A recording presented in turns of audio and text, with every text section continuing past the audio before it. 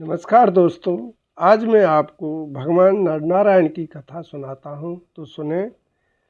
संत नरनारायण का जन्म विष्णु भगवान के 24वें अवतार में चौथा अवतार माना जाता है।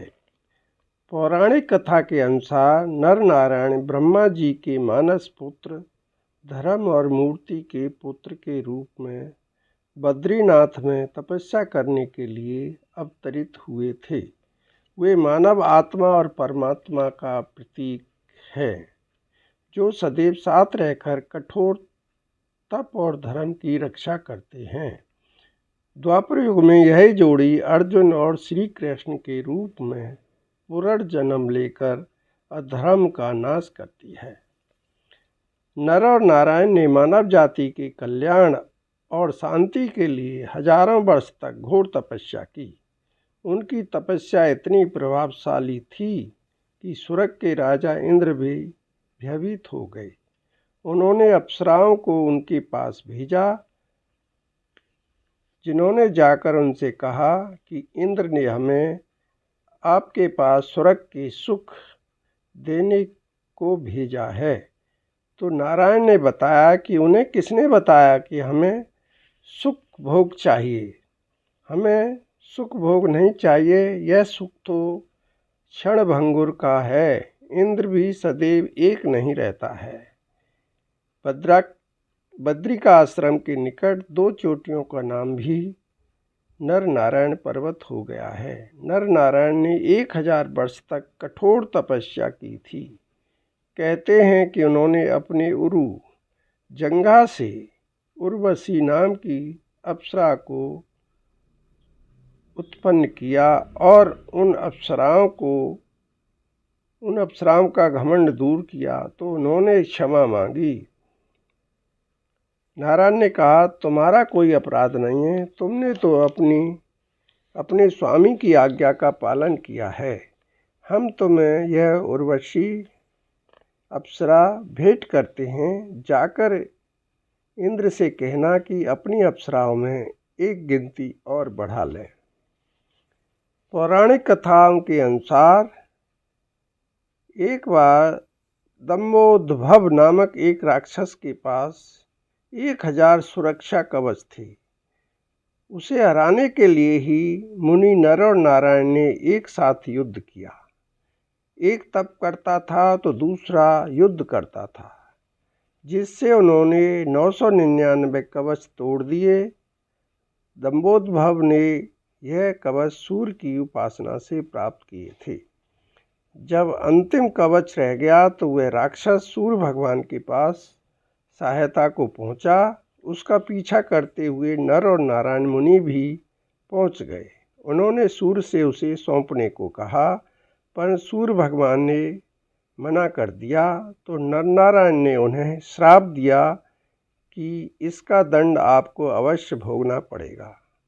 अगले जन्म में वह राक्षस दंभोद्भव कर्ण के रूप में कवच के साथ ही उत्पन्न होता है या जन्म लेता है, जिनको मारने के लिए इंद्र पहले ही कवच मांग लाता है और इस बार नर अर्जुन के रूप में जन्म लेकर कर्ण का वध कर देते हैं।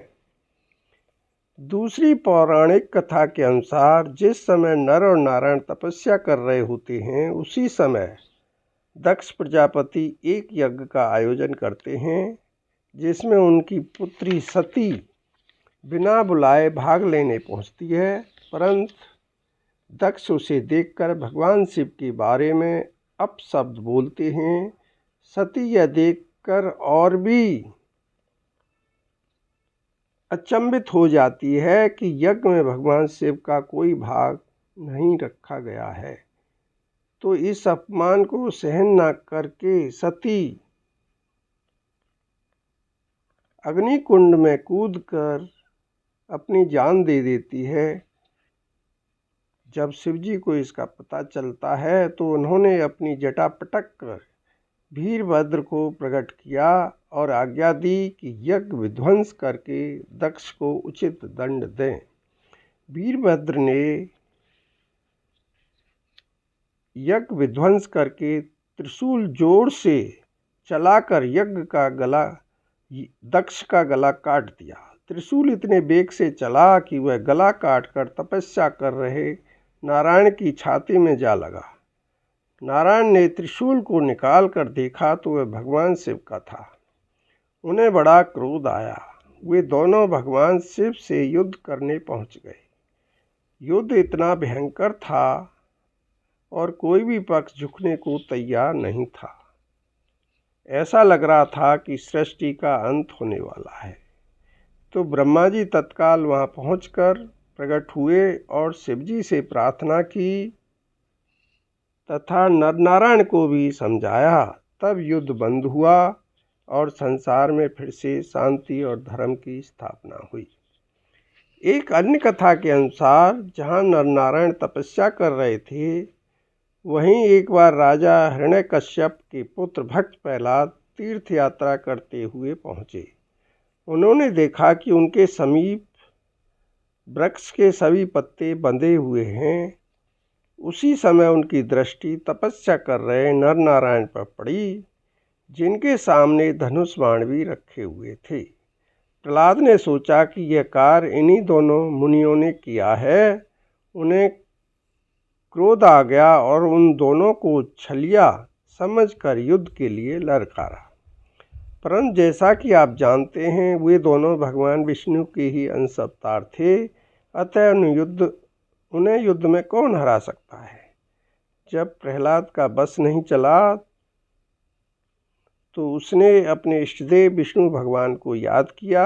तो वह प्रकट हुए और प्रहलाद को समझाया कि आपसे भूल हुई है, अतः इनकी तपस्या करके क्षमा याचना करें।